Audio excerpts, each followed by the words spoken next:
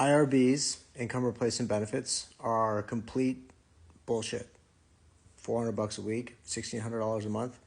Anybody who can live off of that kind of money deserves mad respect, because it's almost impossible in 2024. And IRBs have not been updated for almost 20 years. It's unreal.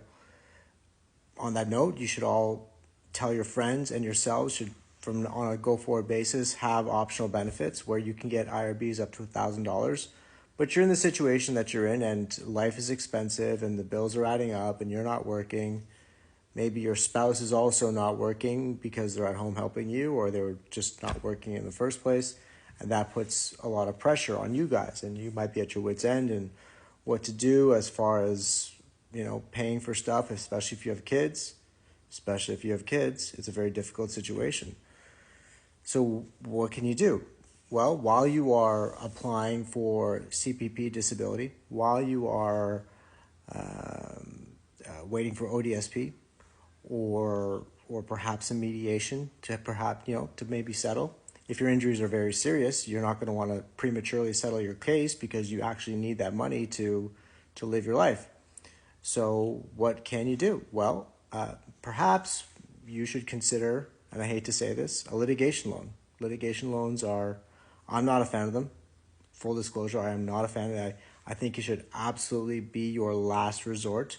And hopefully it's at a time where there's potential resolution to your claim, so that so much interest does not accumulate, because it could be a true barrier to settlement. It can really be a barrier to settlement. And I never encourage you to do that. But I also think about it, and for the first time in a long time, I encourage the client to get a litigation loan. So, it sucks, but if you're applying for ODSP, you're applying for CPP disability, you've obviously, if you're employed somewhere, or you were employed somewhere, you went through EI, so that's good. IRBs are useless, as I said. So, it's a very frustrating situation. Tell your lawyers to move your claim quickly. You should definitely tell your lawyers to move your claim, or at least suggest that to your lawyers.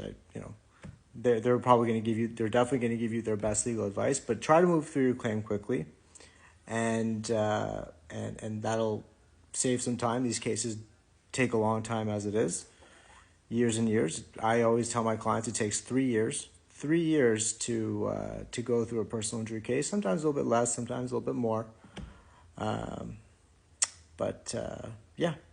Anyway, happy Friday.